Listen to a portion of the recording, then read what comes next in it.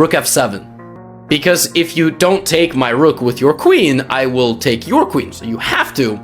Now I go there. Remember those 2 pawns?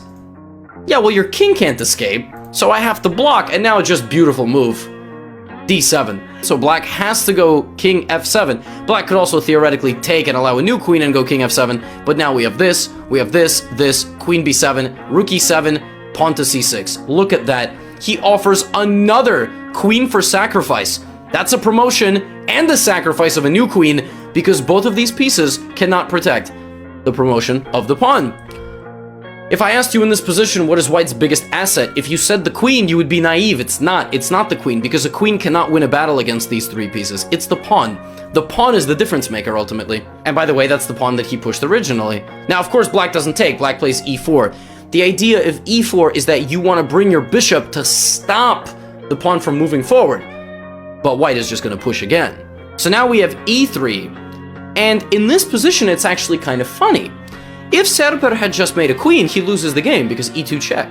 And even though he has 2 queens, the king is the problem. And now that umbrella pawn comes back to bite because black promotes and it's mate. Even if the rook is pinned, theoretically, it's still serving the defensive role. So Serper had to take a moment here and just pause and go, all right, well, I can't blunder mate. I mean, then I won't end up in a Gotham Chess YouTube video 28 years into the future. So let me give a check. And the king's gonna move, and let me give another check. Now the king goes back. Now here, he did something called repeating, so he made the time control. That was the 40th move. Now the time control in chess is you make it to the 40th move in a long game, you get bonus time for the remainder of the game.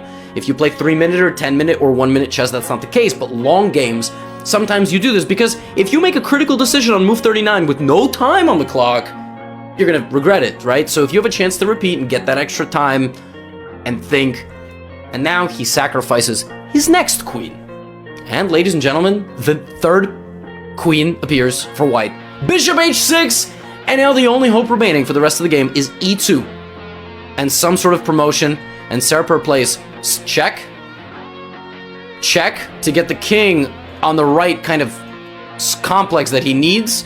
So the king goes to d8, we have check again, and he doesn't go for this, and he doesn't go for this, and he doesn't go for this. He goes for the meat of the position, and he hits both pieces. And here we have pawn to e2 check, one last desperate attempt. Which pawn do you take, ladies and gentlemen? 50-50 chance. Serper played this king capture, and here we have bishop to e3, a nice little trick to try to deflect the king away, and you still can't take.